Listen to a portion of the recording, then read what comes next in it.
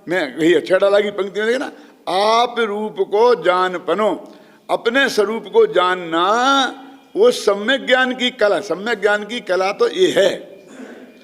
और चारित्र क्या, आप रूप में लीन रहे, अपने आत्मा में लीन रहना, उसका नाम सम्यक चरित्र है। लीन रहना माने आत्मा का ध्यान करना। तो इन तीनों चीजों में चाहे लीन रहना हो, चाहे जानना हो, और चाहे रुचि हो, अपना आत्मा तो मुख्य खड़ा है कि नहीं। पराई की कोई जरूरत ही नहीं है। तो कहते तुम तो 7 तत्वों को जानने की बात कर रहे कि वो तो व्यवहार है, अभी करेंगे, चिंता नहीं करो। अभी इनने शर्त ही नहीं रखी कि परद्रव्य को जानना जरूरी है। आत्मा को जानने के लिए, समझने की प्राप्ति के लिए परद्रव्य को जानना जरूरी है। ये निश्चय सम्यक दर्शन में शर्त नहीं रखी।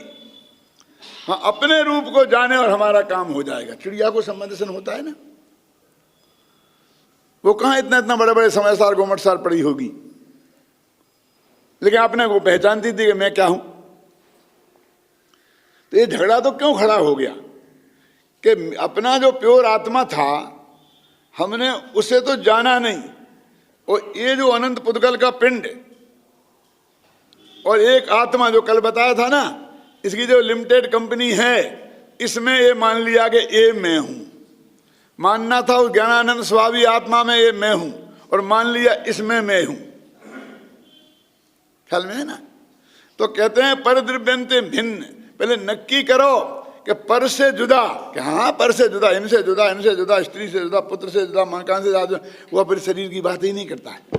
वो कहता है मैं तो पर से जुदा। उसका निज और पर का जो भेद विज्ञान है ना, उसमें गड़बड़ है। इसलिए कहते पर से भिन्न ये शर्त रखी उन्होंने। अब जब पर से भिन्न की शर्त रखी, तो पर क्या है ये जानना जरूरी हो गया ना। तो जीव के साथ अजीब जानना जरूरी हो गया। अब अजीब घुस गया, हम क्या करें। वैसे तो अकेले अपने को ही जानना था, समझे ना। कोई आदमी शुद्ध घी की दुकान करना चाहता है,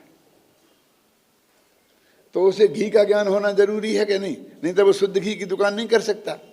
लेकिन डालडा का ज्ञान होना जरूरी है कि नहीं। जो जो चीजें घी में मिलाई जा सकती हैं, जिन्हें धोखे में घी समझा जा सकता है धोखे से, उन सबका भी जानना जरूरी है। उनकी पहचान नहीं हो तो वो समझना, फिर वो जीव को सही नहीं जान सकता, तो वो घी को सही नहीं जान सकता, तो घी की दुकान नहीं कर सकता। घी की दुकान करना है तो घी की पहचान होना चाहिए। क्यों नहीं, नहीं, घी के साथ में जो घी नहीं है और धोखे से जिन्हें घी समझ लिया जाता है, उसका ज्ञान भी जरूरी है। तो जो आत्मा नहीं है और धोखे से जिसे आत्मा समझ लिया जाता है, उसका ज्ञान भी जरूरी है। इसलिए अजीब आ गया। हमें अजीब को नहीं जानना है, जरा समझना। इसमें बहुत बारीक भेद है कि अपने यहां से जा रहे हैं, मान ले जयपुर को। अब एक चौराहा आ गया, उसमें एक रास्ता तो जयपुर का है और 3 रास्ता कहीं दूसरी जगह के हैं। अब हमें नहीं, वहां कोई बोर्ड नहीं है। अब हमें जयपुर जाना है, तो आप किसी से क्या पूछेंगे कि भाई साहब जयपुर का रास्ता कौन है। कि ये पूछेंगे कि ये चारों रास्ता कहाँ कहाँ जाते हैं। जयपुर पूछे। तो अब जयपुर का रास्ता पूछा, उसने बताया ए, तो आपको बाकी 3 जयपुर के रास्ता नहीं है। ये ज्ञान हुआ कि नहीं हुआ, इसका नाम है अजीब का ज्ञान। अजीब का कुछ नहीं जानना है क्या, सिर्फ ये जानना है कि ये मैं नहीं हूं, ये जीव नहीं है, बस इतनी सी बात है। जिस रास्ते पे जाना है उसे तो पूरा जानना है, उसकी तो डिटेल जानना है कि भाई साहब रात में जाऊंगा तो कोई डर तो नहीं है, आगे पेट्रोल पंप मिलेगा कि नहीं, चाय की दुकान मिलेगी कि नहीं। क्यों, गाड़ी में भी पेट्रोल डलवाना पड़ता है और अपन को भी पेट्रोल डालना पड़ता है, ड्राइवर को भी सब पता लगाना पड़ता है कि नहीं, रास्ता तो ठीक है, हैं? लेकिन ये 3 रास्ते, उन पे पेट्रोल पंप है कि नहीं है, कि ठीक है कि नहीं है, रात्रि में जाने में डर तो नहीं है, ये बातें अपन नहीं पूछते हैं। उनकी डिटेल में जाना जरूरी नहीं है। लेकिन जहां जाना है उस डिटेल में जाना जरूरी है। तो आत्मा में जाना है, डिटेल में जाना जरूरी है, पर में जाना नहीं है, डिटेल में जाना जरूरी नहीं है।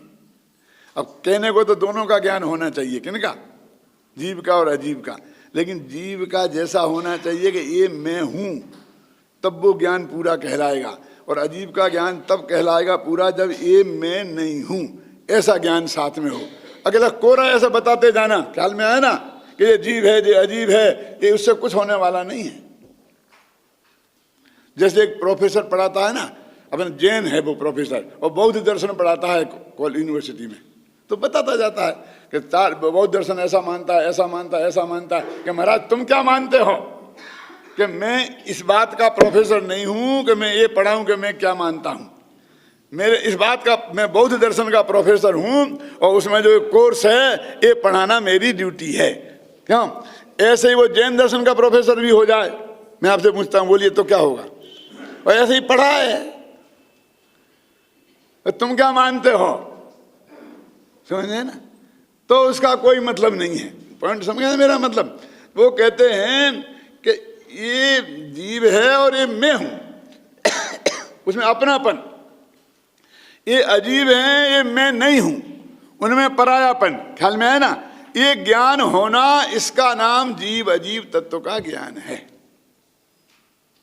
वो जीव की, फिर हम तो जानते हैं शरीर को, क्या इतनी हड्डियां होती हैं, इतना मांस होता है, इतना खून होता है। अरे ये जानना जरूरी नहीं है। तो शरीर को जानना जरूरी है कि नहीं है?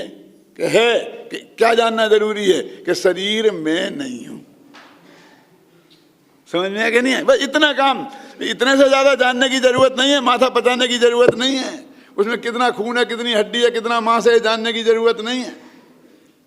समझ गए ना? ये मैं हूं और ये मैं नहीं हूं, बस झगड़ा खत्म। ये तो परद्रव्य की बात हुई। अब ये कहते हैं कि आत्मा में मोह राग देश के भाव प्रकट हुए, होते हैं ना, तो ये मैं हूं कि नहीं हूं? क्या कि पैदा तो अपने में ही हुए हैं, आत्मा की ही विकारी पर्याय है, लेकिन वे मैं हूं कि नहीं? तो इसमें लिखा ना कि ये ही आत्म के दुख कारण, लिखा ना इस पंक्ति इसमें, ये आत्मा के दुख को देने वाले हैं। ताते इनको तजिए, कि ये इन्हें छोड़ दो। यदि इन्हें तजिए नहीं लिखें तो आश्रव तत्व का ज्ञान अधूरा रह गया। अब हम भेद गए, आश्रव 57 प्रकार के होते हैं। फिर मिथ्यात्व, अवृत्ति, प्रमाद, कषाय और योग। फिर 5 प्रकार का मिथ्यात्व, 12 प्रकार की अवृत्ति, 25 प्रकार की कषाय, 15 प्रकार का प्रमाद। क्यों? 3 प्रकार का योग, 57 प्रकार के होते हैं। और आप कहो तो इनके भी भेद प्रभेद, और बताएं कितने कितने होते हैं। कि ये जानने की जरूरत नहीं है। तो क्या जानने की जरूरत है?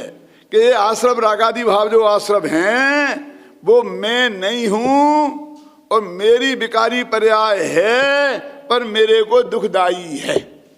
देखो, ये शरीर में फोड़ा होता है, तो शरीर में, शरीर का नहीं है, वो शरीर का अंग नहीं है। जो आपने दूध दही घी खाया है उससे ही वो फोड़ा बना है कि नहीं? जो आपका ये सारा शरीर जिससे बनता है, जिस भोजन से, वही चीज उसमें भी लगी है कि नहीं? लेकिन फोड़े को कोई अपना मानता है? फोड़े को निकाल देने लायक मानते हैं। क्यों? क्योंकि वो दुख का कारण है। वो दुख का कारण है ना। तो जो दुख का कारण होता है वो निकाल देने लायक होता है, और यदि उसे अपना मानेंगे तो फिर निकालेंगे कैसे? इसलिए तुम अपने में भले ही पैदा होता हो न्यारो पूत पड़ोसी के बराबर। ख्याल में है ना? जो हमारे लिए दुख देने वाला हो वो हमारा नहीं, ये न्याय है। एक अम्मा जी थी, मैं पर्यूषण में व्याख्यान कर रहा था तो एकदम खड़ी हो गई बीच में, बोली पंडित जी लंबी लंबी बातें बहुत करते हो, पहले मेरी बात सुनो। अम्मा जी बाद में पूछ लेना कि नहीं नहीं पहले बताना पड़ेगा कि मैं 4 दिन से भूखी बैठी हूं, ये पंच लोग मेरे खाने का इंतजाम नहीं करते हैं। मैंने कहा गजब हो गया, एक साधवी बहन भूखी बैठी है और कोई बड़े बड़े दानवीर यहाँ बैठे हुए हैं। क्यों? वो ये केस, मैंने क्यों भाई क्या बात है?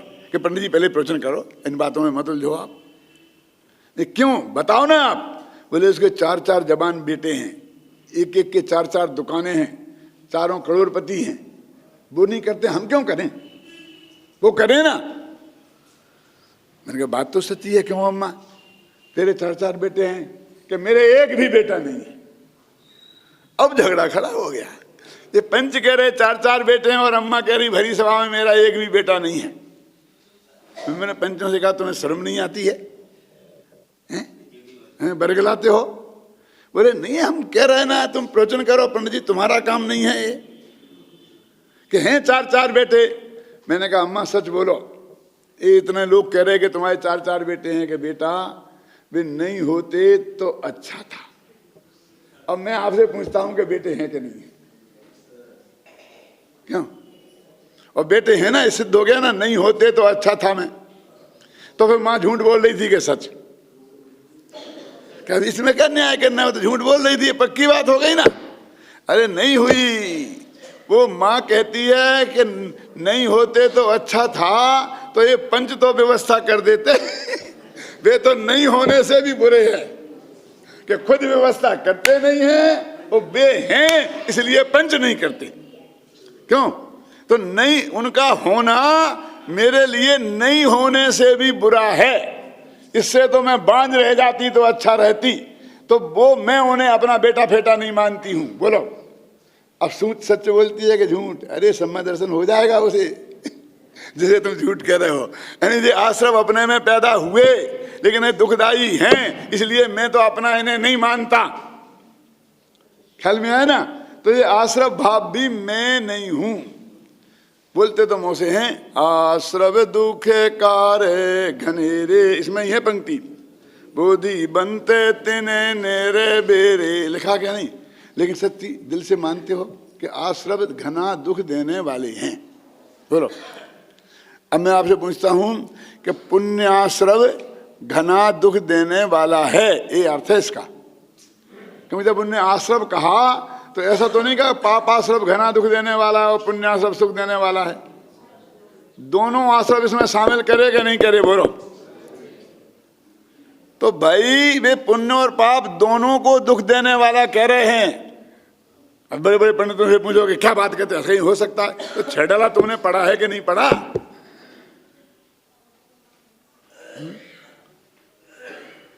अरे यहाँ खुद ही लिखने वाले हैं, पुण्य पाप फल माही हरख बिलखो मत भाई, और यह है पुद्गल पर्याय। अरे ये पुण्य पाप पुद्गल पर्याय है, माने हमारी नहीं है, हमारे इनसे क्या लेना देना, इनमें पर बुद्धि करनी है कि नहीं?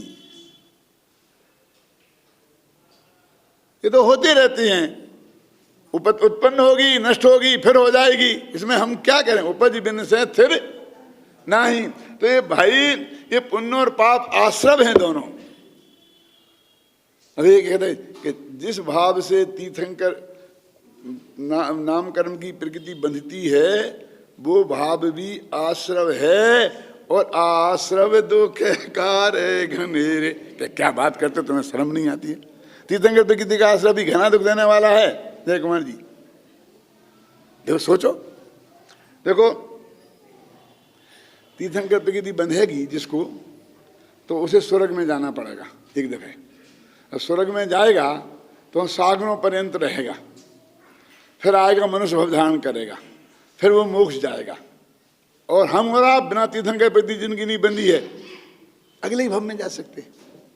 हम क्यों इतने लाखों वर्ष तक? नहीं, हमारे बहुत भगत लोग हैं ना कांजी स्वामी की, तो वे कहते हैं लोगों से कि भाई गुरुदेव बहुत प्रतापी हैं, तीर्थंकर होंगे, जैसा होंगे वो बहुत। और फिर क्या कहते हैं कि हम रहे गुरुदेव, हम भावना भाते हैं, हम तुम्हारे साथ ही मोक्ष चलें। एक दिन मैंने कहा भरी सभा में उनके सामने, कांजी स्वामी के सामने, कि मैं ऐसी भावना नहीं भा सकता। क्यों? क्योंकि ये इतने दिन संसार में रहेंगे, मैं क्यों इतने दिन संसार में रहूं? आप मेरे पॉइंट समझ गए कि नहीं समझ गए? ये स्वर्ग में जाएंगे, सागरों की आयु पाएंगे, फिर होएंगे कि नहीं होएंगे वो जाने, हम तो मान लेते होएंगे। लेकिन इसमें कितने अरबों अरबों बरस हैं, तो हमें अरबों बरस तक संसार में रहना मंजूर है। भले ही ना जा पाए, लेकिन भावना तो जल्दी जाने की होनी चाहिए ना। बोलिए, ये साथ की भावना, इस साथ की भावना तो निगोद ले जाने वाली भावना है, और अकेलेपन की भावना ये मोक्ष ले जाने वाली भावना है। अपने यहाँ एकत्व भावना है, साथ वाली भावना क्या है? साथ को तो भिन्नत्व है, ये जुदे हैं, ख्याल में है ना। मोक्ष में जीव अकेला ही जाता है ना, और किसी आदमी को साथ बहुत चाहिए। कैसा अब क्या करें, कोई साथी नहीं है, ना जन्म का साथी है ना मरण का साथी है। तुम क्या चाहता है कि तेरे जहाँ कौन साथी है तेरे, कि माँ बाप भाई बहन बाल बच्चे, कोई साथी नहीं है। तो ये तेरे जन्म के साथी होते, माने तेरे साथ जुड़वा पैदा होती, क्या चाहता है। तेरी पत्नी तेरे साथ जुड़वा पैदा होती तो पत्नी कैसे होती, फिर तो वो बहन होती ना। तेरा बाप तेरे साथ पैदा होता तो बाप कैसे होता, फिर तो वो भाई होता ना। अरे भाई, ये साथ, इनका साथ की बात करता है। और मरने की, तुम क्या चाहता है कि मैं मरूं तो मेरे सारा कुनवा मर जाए, बाल बच्चे मेरे साथ ही मर जाए। ये साथ की भावना अच्छी नहीं है, अकेले की भावना ही अच्छी है, ख्याल में है ना। अरे इतने लोगों के साथ से क्या होता है, कम से कम पूरी दिल्ली मेरे साथ होवे तब मैं दिल्ली की मुख्यमंत्री बन सकती हूं ना, क्यों। इसे साथ की भावना बहुत है। तो मैं कहता हूं किसी कुकरी सुकरी के पेट में पैदा हुए होते तो 5-7 का साथ तो जन्म में मिल ही जाता। और यदि और ज्यादा लोगों का साथ चाहिए जन्म में, तो सांप सर्पणी के पेट में पैदा होते, कहते लाखों बच्चे एक साथ होते हैं। लेकिन जिस माँ के लाखों बच्चे एक साथ होते हैं, वो माँ ऐसी निर्दय होती है कि कुंडली दे के पैदा करती है और सबको खा जाती है। और जान बचा के बच्चे भागते हैं, जो 2-4 भाग जाते हैं वो बचते हैं। उनसे दुनिया में इतने सांप हैं, सबके सब बच जाते तो भगवान जाने सांप ही सांप होते, अपन कहाँ रहते। क्या साथ चाहिए कि नहीं साहब, ये लाखों से भी क्या होता है, ये तो MLA का चुनाव नहीं जीत सकते हैं। तो कितने चाहिए तेरे साथ कि 1 अरब आदमी साथ में होवे तो प्रधानमंत्री बन सकता हूं, क्यों। 1 अरब से काम चल जाएगा, चल जाए भाई साहब, कहे चल जाएगा। तो मैं कहता हूं भाई साहब, एक जगह ऐसी है कि जहां तेरे साथ अनंत जीव जन्मेंगे और अनंत जीव एक साथ मरेंगे। बोल, साथ की भावना कहां ले जाएगी। और अकेले की भावना मोक्ष की तरफ जाती है, और साथ की भावना, संयोग की भावना निगोद की तरफ जाती है। क्यों साथ की बात करता है, इसलिए वो कहते हैं राग भी मैं नहीं, द्वेष भी मैं नहीं, क्रोध भी मैं नहीं, मान भी मैं नहीं, असत भी मैं नहीं, यहां तक कि संबंध मिल रहा और मोक्ष भी मैं नहीं। क्यों कि मैं तो अभी हूं और मोक्ष तो मिलना है। यदि मैं मोक्ष होता तो फिर मैं अभी होता ही नहीं, कि हूं कि नहीं हूं। बोलिए, सम्मा दर्शन नहीं है और मैं हूं कि नहीं हूं, तो सम्मा से मैं जुदा हूं कि नहीं हूं। तो ऐसा इन सब पर्यायों से जुदा जो अंदर त्रिकाली ध्रुव भगवान आत्मा है, वो मैं हूं, ऐसा मानना, इसका नाम सम्यक दर्शन है। बोलो कि वो साहब देवसास गुरु की श्रद्धा और 7 तत्व की श्रद्धा वो आएगी ना, हम कब करते हैं। ये समझाएगा कौन है आत्मा की बात, क्यों। देवसास गुरु नहीं होंगे तो समझाएगा कौन, और 7 तत्व नहीं होंगे तो इनसे भिन्न मैं, ये कहां से जानेंगे। तो ये परिकर भी खड़ा हो गया है, इसका कोई निषेध नहीं है। लेकिन अंत में तुम मोक्ष जाना है तो अकेले ही जाना पड़ेगा। ले दौलत प्राण प्रिया को तू मुक्ति ना जाने पाएगा, यदि एकाकी चल पड़ा नहीं तो यहीं खड़ा। ख्याल में है ना, ये मोक्ष में जाने की भावना एकत्व की भावना है, एक अकेलेपन की भावना है। देखो इसमें एक और बहुत मार्मिक बातें हैं कुछ।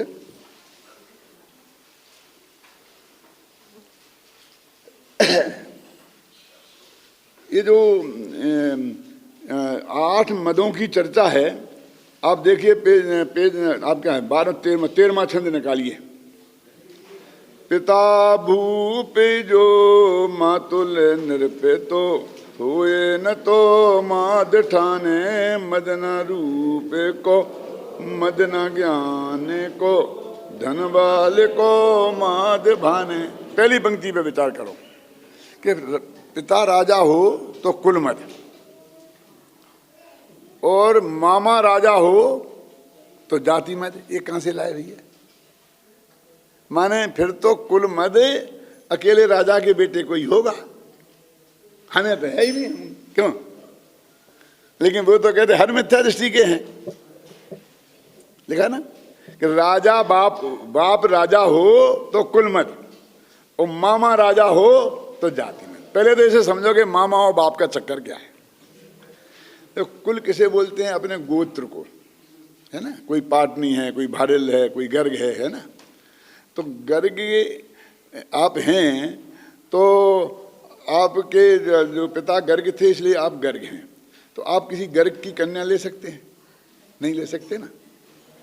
तो जिसमें से लड़की नहीं ली जा सके उसे बोलते हैं कुल या गोत्र, और जिसके बाहर से लड़की नहीं ली जा सके उसे बोलते हैं जाति। मामा माने मेरे हमारे पिता ने जिसकी लड़की ली थी ना वो कौन था?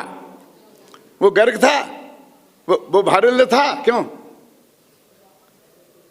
तो समझे, गोत्र माने कुल, अकेला पिता से ही नहीं, वो अपने गोत्र का कोई भारुल्य प्रधानमंत्री बन जाए और मैं मुझ पे ताव दूं कि देखो मैं भी भारुल्य हूं, वो भी भारुल्य है क्यों? समझ गए ना। यानी बाप ही से मतलब नहीं है, वो कुलमद है ना, मेरे कुल का माने गोत्र का, जिसकी मेरी जान पहचान भी नहीं हो, कभी मिले भी नहीं हो, समझ गए ना। और जाति का कि मैं जैन हूं, अथवा परवार हूं, कि अग्रवाल हूं, कि खंडेलवाल हूं, कुछ भी ले लो। तो मेरे कोई खंडेलवाल प्रधानमंत्री बन गया तो हमारा प्रधानमंत्री है, समझ गए ना। तो ये जाति मत हो जाएगा। तो यहाँ तो दौलत राम जी की कितनी बारीक पकड़ थी, उन्हें कुल मद को, जाति मद को पिता और मामा से जोड़ा, है ना। ये क्यों? ये सम्मा दर्शन नहीं है। सम्मा दर्शन होता तो अपना देह भी अपनी नहीं है, जहां देह अपनी नहीं तहां ना अपना कोई, घर संपत्ति पर प्रकट है पर हैं परिजन लोए। तो हमारी जाति वाले महान बन गए, कुल वाले महान बन गए, उसे क्या लेना देना था बोलिए?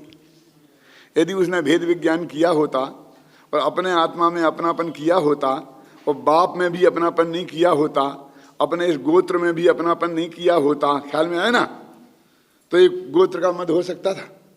फिर विचार करो कि हमें भारिल तो कब से हैं और कब तक रहेंगे?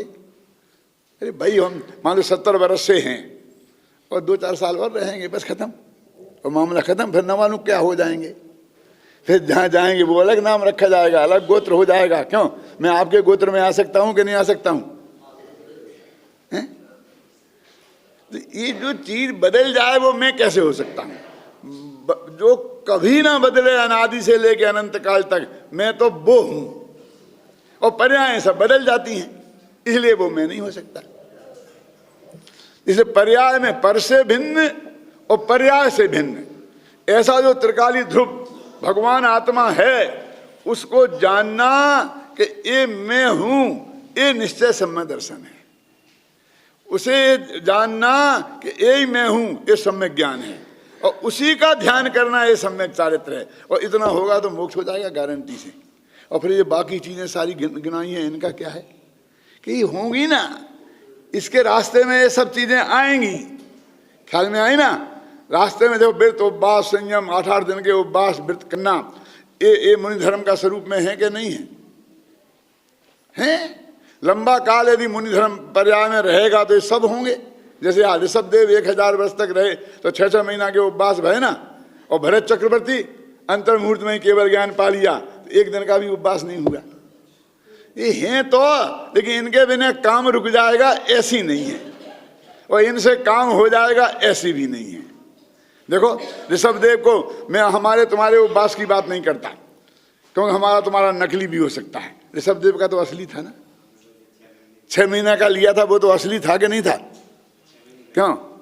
और केवल ज्ञान नहीं हुआ तो देखो उपवास से होता तो हो जाता ना, और बिना उपवास के भरत चक्रवर्ती को हो गया। तो फिर इनका क्या महत्व है कि यदि वो लंबा काल रहेगा धर्म की दशा में, तो बीच में खाने से अच्छा तो उपवास बढ़िया है ना। अधिक काल उपवास में बिताएगा, शक्ति के अनुसार जरूरत पड़ेगी तो भोजन भी करेगा, लेकिन उससे ना मोक्ष रुकता है ना मोक्ष होता है। मोक्ष के रास्ते में वो आता है, ख्याल में आई ना। लेकिन ये चीज ऐसी है, कौन? आत्मा का ज्ञान, आत्मा का ध्यान, कि इसके बिना मोक्ष मार्ग रुक जाएगा और इससे होता है। देखो एक बात अंतिम कह के आज समाप्त करता हूं कि इसमें तो संबंध की महिमा के गीत बहुत गाए हैं कि भगवान महावीर को जब केवल ज्ञान हुआ उस वक्त वो क्या कर रहे थे? आहार कर रहे थे, विहार कर रहे थे, उपदेश दे रहे थे, क्या कर रहे थे? तो सब मानते हैं कि वो ध्यान कर रहे थे, क्योंकि ध्यान की अवस्था में ही केवल ज्ञान होता है। ठीक है, वो ध्यान कर रहे थे, ये बात तो पक्की है। लेकिन ऋषभदेव का क्या, आदित्यनाथ का? उनका नहीं तो किसका? कि आत्मा का। किसकी आत्मा का? कि अपनी आत्मा का। तो अपनी आत्मा का अकेले महावीर नहीं, 24 तीर्थंकर जब उन्हें केवल ज्ञान हुआ, अनंत सुखी हुए, तब वे आत्मा का ध्यान कर रहे थे। ठीक है, अब आत्मा का ध्यान कर रहे थे तो आत्मा का ज्ञान उन्हें होगा कि नहीं होगा? कि ज्ञान के बिना ध्यान हो जाता है? आत्मा का ज्ञान भी होगा कि नहीं होगा? देखो अभी हाल प्रयोग करके देखते हैं अपन 1 मिनट में। अपने आंख बंद करो, अपने पिताजी का ध्यान करो, तो सब लोगों की आंखों के सामने उनके पिताजी आ जाएंगे। जिनके हैं वे तो आ ही जाएंगे, मेरे जैसे अभागे भी तो हैं कि जिनके पिताजी का स्वर्गवास हो गया है, लेकिन मेरी आंखों के सामने भी मेरे पिताजी हाजिर हो जाते हैं। होते कि नहीं होते? अब जरा फिर करो, प्रयोग करो, पिताजी के पिताजी के पिताजी के पिताजी के पिताजी का ध्यान करो। भाई साहब करो, कोशिश करो। नहीं होगा, क्यों? हमने उन्हें देखा ही नहीं है, हम उन्हें जानते ही नहीं है। तो जिसे देखा जाना नहीं है उसका ध्यान नहीं होता है। उसका मतलब उनने आत्मा का ध्यान कर रहे थे तो उनने आत्मा को देखा जाना होगा। नक्की हो गई ना बात? और ज्ञान और ध्यान में फर्क क्या है मेरी समझ में नहीं आता। पहली दफे किसी चीज को जानना उसका नाम है ज्ञान, और लगातार उसी को जानते रहना उसका नाम है ध्यान। तो ज्ञान का रिपीटिशन ही तो ध्यान है। तो चाहे ज्ञान कर रहे थे कह लो, चाहे ध्यान कर रहे कह ले, तो एक ही बात है ना। अच्छा, उस आत्मा का जब वे ध्यान कर रहे थे तो उसमें उनका अपनापन था क्या नहीं था? कि कोई आत्मा है, मैं उसका ध्यान कर रहा हूं, क्योंकि मैं अपना ध्यान कर रहा हूं। क्यों? वास्तव में तो अपना आत्मा कहना भी अच्छा नहीं लगता, क्यों? अपन है, उसमें अपना क्या कहना। तो ऐसा जो आत्मा का ज्ञान, आत्मा में अपनापन और आत्मा का ध्यान, ये निश्चय मोक्ष मार्ग है। और इसके बीच में पहले आगे पीछे जो कुछ भी क्रियाएं इसके अनुकूल होती हैं, जिन्हें अनुरूप हम कह सकते हैं, उन सब क्रियाओं को व्यवहार मोक्ष मार्ग कहते हैं। इसमें तो सम्यक दर्शन तक सीमित रखा इस ढाल में, और अंत में उन्होंने घोषणा पूर्वक कहा कि देखो भाई, कि यदि तुमने ये सम्यक दर्शन प्राप्त कर लिया तो प्रथम नरक में निष्ठभू ज्योतिष, आप जानते हो ना, पहले नरक को छोड़कर 6 नरकों में नहीं जाएगा, आप भवनवासी नहीं होगा, व्यंतर नहीं होगा, ज्योतिषी नहीं होगा। अब ये जो पद्मावती हैं, ये कौन है? ये भवनवासी जाति के हैं। धैर्येंद्र कौन है? भवनवासी जाति के हैं। यहाँ तो मर के सम्यक दृष्टि पैदा नहीं होता, नरक में चला जाए लेकिन यहाँ पैदा नहीं होता। ये पहले नरक में गए ना राजा सैनिक, क्यों? तो राजा सैनिक पहले नरक में गए हैं, लेकिन यहाँ पैदा नहीं होता, और इन्हें हमने भगवान के बगल में बैठा दिया। ये भगवान का सबसे छोटे वाला भगत भी जहाँ पैदा नहीं होता, समझे ना। प्रथम नरक में निषढ़ू ज्योतिषवान भवन षड नारी, और थावर विकलत्र पशु में नहीं उपजत सम्यक नारी। फिर मोक्ष महल की प्रथम सीढ़ी, ये मोक्ष महल की पहली सीढ़ी है। ये जो सम्यक दर्शन है वो आत्मा का दर्शन है, वो आत्मा में अपनापन का नाम है। सरल से सरल परिभाषा है, अपने में अपनापन, इसका नाम सम्यक दर्शन, और पर पदार्थों में अपनापन, इसका नाम मिथ्या दर्शन।